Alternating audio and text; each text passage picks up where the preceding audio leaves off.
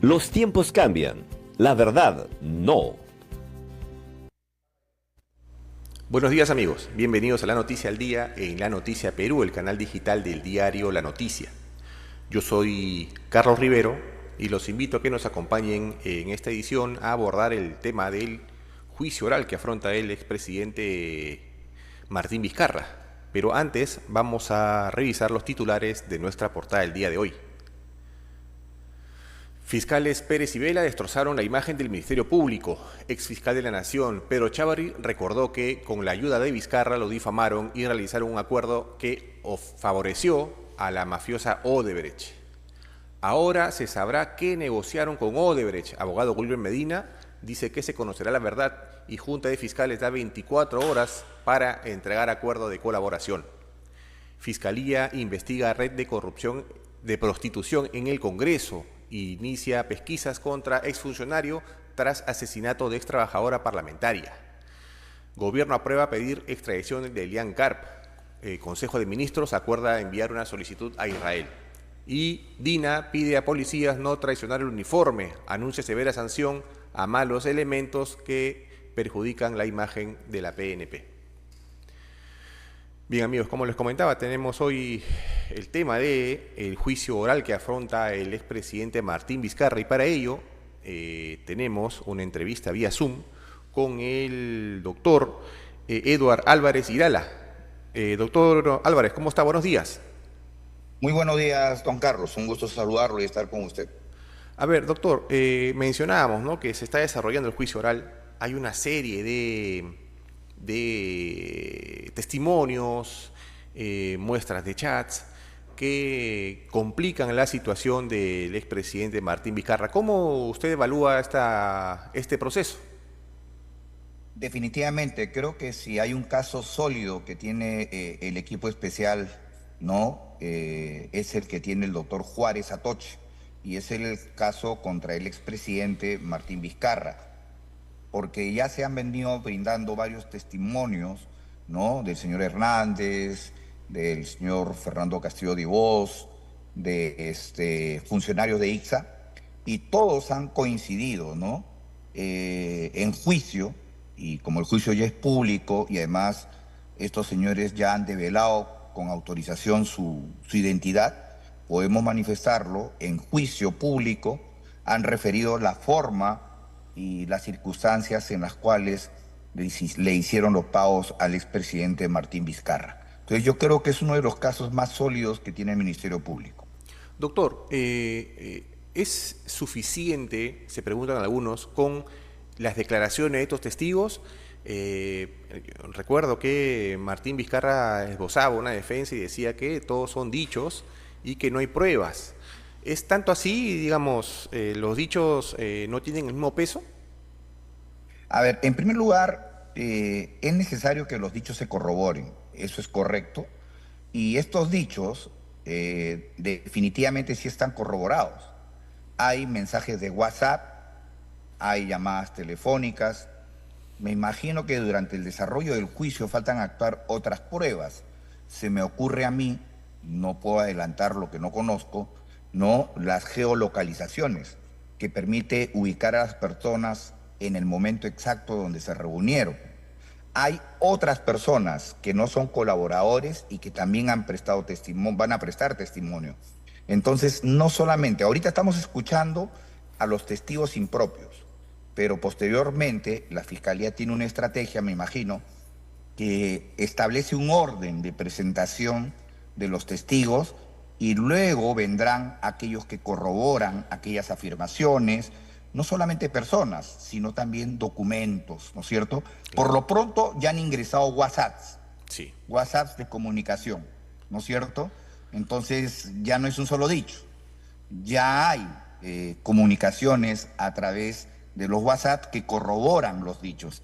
Entonces esa afirmación inicial va quedando de lado definitivamente. Ahora, doctor, con cada intervención de los testigos, cada declaración en este proceso que lo podemos ver incluso por las redes sociales y por televisión, cada vez se torna mucho más escandaloso, ¿no? Porque se habla de montos, se habla de entregas, se habla de coordinaciones, incluso se habla de que le pusieron el dinero en el bolsillo del saco, ¿no? Era una parte de un testimonio.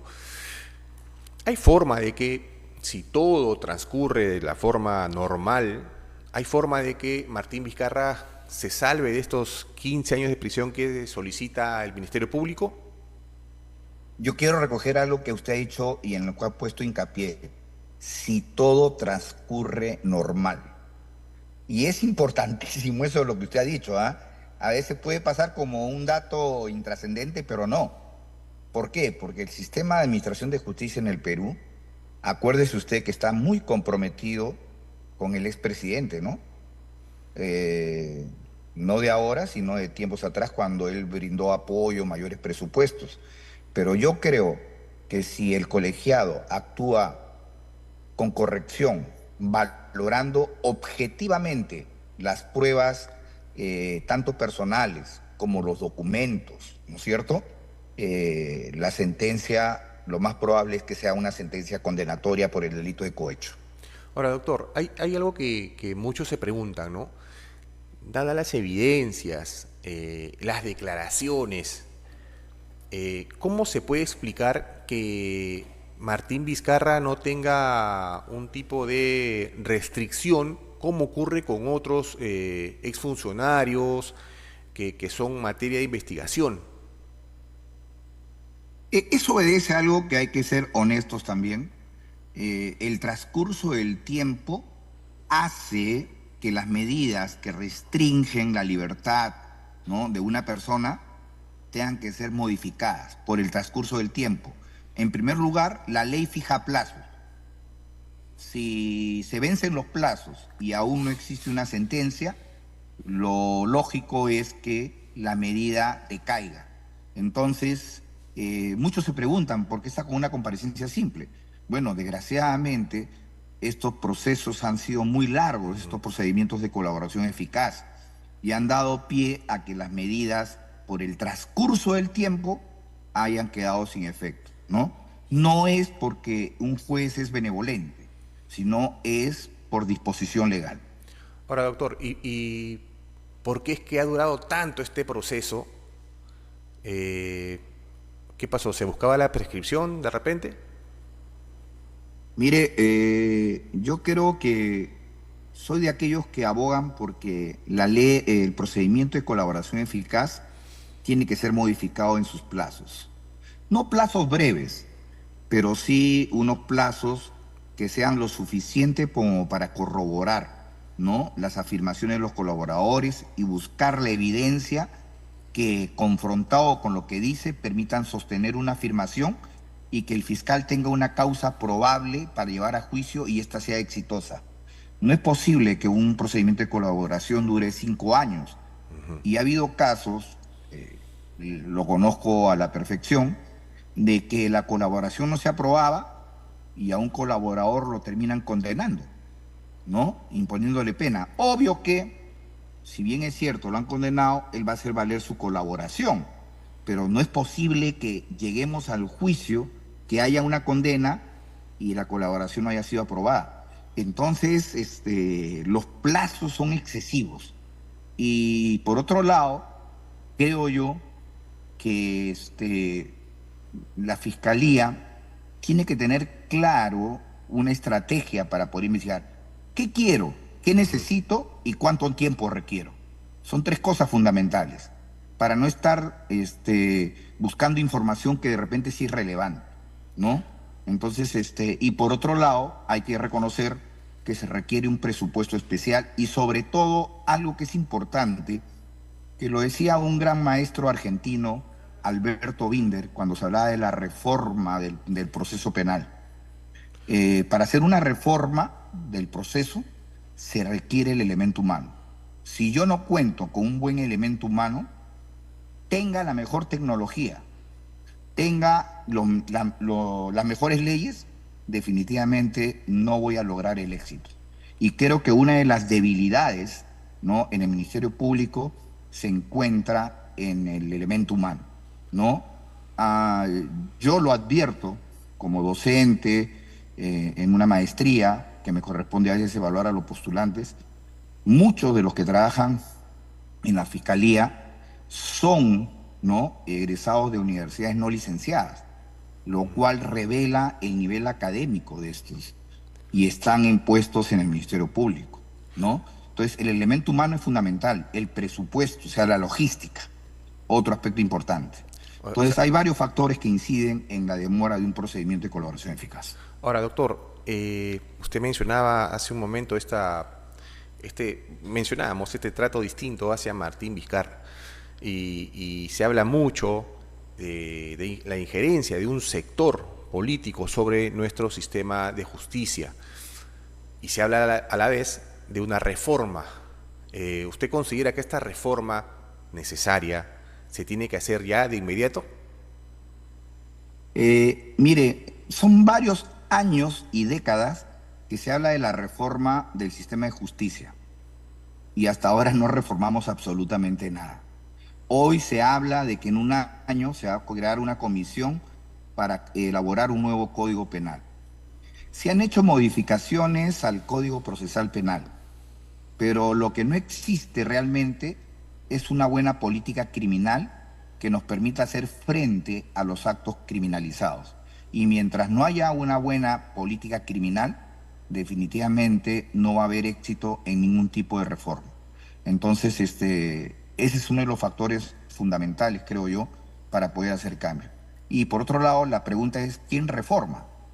Si vamos a dejar la reforma en manos del actual Congreso, definitivamente yo tengo mis dudas que estén en la capacidad de poder siquiera, ¿no?, iniciar lo que dicen en un año, la modificación del Código Penal. Y además hay que ver a quienes convocan en esas comisiones, ¿no?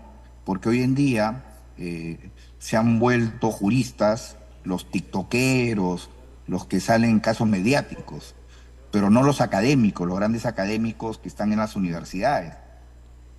Voy a mencionar uno que lamentablemente falleció, pero era uno de los grandes maestros universitarios y que siempre formaba parte de las comisiones del Código Penal, que era el doctor Felipe Villavicencio Terreros. Me gustaría encontrar a alguien como él.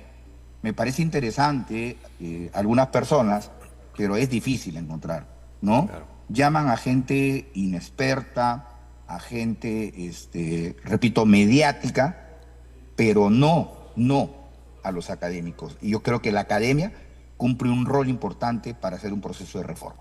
Ahora, doctor, mucho se ha cuestionado a la actual Junta Nacional de Justicia, ¿no? Ha habido un enfrentamiento constante con el Congreso. En unos días asume la nueva Junta. ¿Qué espera usted de esta? Creo que como todo peruano y como todo operador del sistema jurídico, esperamos un cambio en beneficio, ¿no es cierto?, del sistema de administración de justicia. Hay que confiar y hay que darle, pues, ¿no?, un espacio de tiempo para ver cuáles son los cambios, qué objetivos tienen. Me imagino el que asuma la presidencia nos irá a presentar un plan, ¿no? Sobre todo es preocupante ver la cantidad de fiscales y jueces provisionales que hay. ¿Por qué? Porque eso afecta a la independencia, ¿no es cierto? Entonces la provisionalidad no le hace bien al sistema, pero también viene acompañada de algo que es importante. Yo puedo ser miembro de la Junta y convocar y nombrar jueces, pero si no tengo el presupuesto no lo puedo designar, porque ¿cómo va a un cargo donde no se le va a poder pagar? Entonces es una tarea bastante compleja, ¿no?, la que tienen los miembros de la Junta Nacional y sobre todo el presidente que asuma en esta primera instancia. Pero definitivamente muchas expectativas y esperemos que esta Junta tenga la capacidad de saber elegir a los mejores hombres y mujeres que administren el sistema de justicia, tanto en la Fiscalía como en el Poder Judicial, ¿no? Donde hay gente rescatable, gente honesta, que creo que puede ser un gran trabajo. Entiendo que, según su óptica, la primera tarea de la Junta debería ser el tema presupuestal para abordar el tema de los jueces provisionales, ¿no? Definitivamente, porque mire, usted convoca concurso y señala plazas, pero las plazas están de acuerdo al presupuesto de cada institución. Si la institución no tiene el presupuesto para cubrir esa plaza, ¿cómo designo un fiscal, cómo designo un juez en aquella? Ese es uno de los grandes problemas, los déficits de los cuales adolece la Junta para nombrar jueces titulares. Ahora, doctor, ahora que abordamos el tema de la provisionalidad de los jueces, ¿cuánto cree que debería ser el plazo para que un juez sea provisional? Yo creo que, parto de la premisa, yo creo que no debe haber pues, jueces provisionales. Todos debieran ser titulares, porque uno de los aspectos más importantes que garantiza un proceso justo es la independencia. ¿Y qué es lo que afecta a la independencia? La provisionalidad. En consecuencia, la provisionalidad no debe tener plazos. ¿Aquí qué sucede? Por ejemplo, este año se han producido elecciones en todas las cortes del Perú. Hay nuevos presidentes de cortes, hay una presidenta en el Poder Judicial. En el caso de las cortes, los jueces provisionales están supeditados a si el nuevo presidente o presidenta de corte los ratifica en el cargo o los cambia. Entonces, como usted ve, no tienen seguro el cargo y los casos que conocen quedan a medias y el que viene lo asume sin conocimiento profundo del mismo y todo eso afecta en el resultado. Entonces mi respuesta sería que no debe existir provisionalidad y por ende mucho menos plazo. Ahora, doctor, y para ir terminando, se habla, o ha habido toda una polémica en medio de esta decisión de algunos jueces de no aplicar unas leyes vigentes. Le pongo el ejemplo de Concepción Carhuancho, por ejemplo, que hubo toda una polémica cuando decidió no aplicar una ley en el caso de Nicanor Boluarte. Se habla mucho de que estarían incurriendo en prevaricato. ¿Esto es así o el juez tiene la libertad de analizar o evaluar este tipo de leyes? Mire, un juez tiene que tener en claro, y todos lo sabemos de nuestra formación jurídica, que una ley se deroga por otra ley o se inaplica cuando se declara inconstitucional, ¿no es cierto? En este caso, a los jueces se le conoce por sus resoluciones y es conocido la posición del magistrado Concepción Carhuancho, ¿no? Que es pro fiscalía en la mayoría de sus decisiones. Si es prevaricato o no, habría que ver la fundamentación de sus decisiones, porque él está inaplicando porque dice que es contraria a la Constitución o que las leyes tienen nombre propio. En primer lugar, si emanan del Congreso, ninguna ley tiene nombre propio, ¿no? Porque es aprobada por la mayoría del Congreso.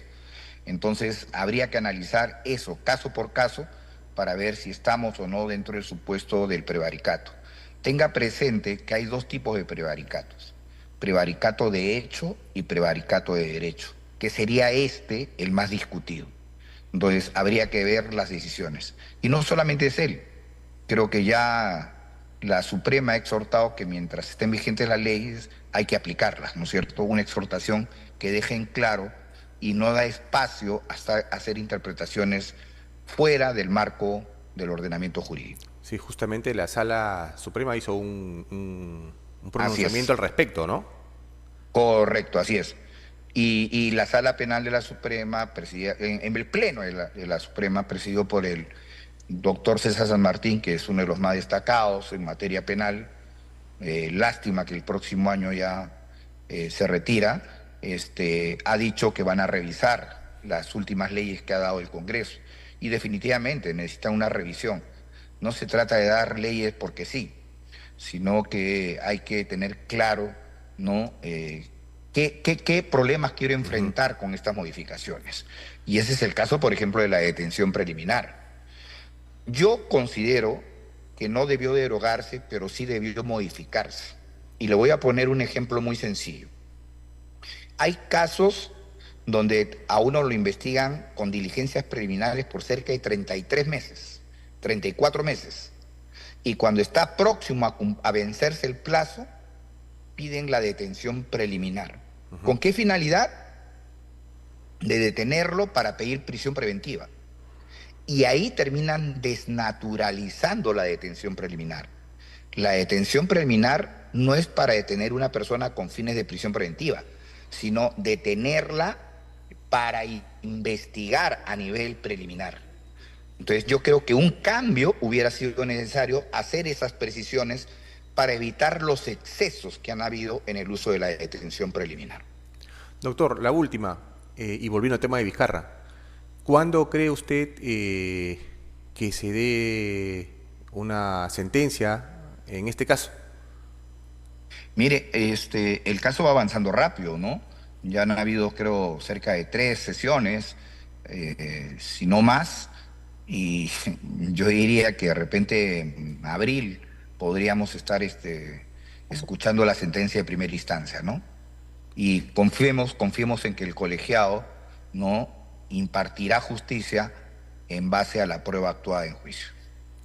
Bien, doctor, queremos agradecer la entrevista. Ha sido interesante conversar con usted sobre diversos puntos en materia judicial. Le agradezco a usted la invitación y siempre a sus órdenes. Que tenga buen día. Muchas gracias. Bueno, hasta luego. Bien, amigos, estuvo con nosotros el doctor, especialista en temas penales, Eduard Álvarez Irala, con quien hemos evaluado o analizado la situación del expresidente Martín Vizcarra. Él señala que si todo avanza con normalidad, lo que le vendría al expresidente es una sentencia condenatoria. La Fiscalía pide 15 años de prisión para él. Veremos cómo se va moviendo la situación del expresidente. Yo los invito a seguir el canal, que venimos con una nueva entrevista. Los tiempos cambian, la verdad no.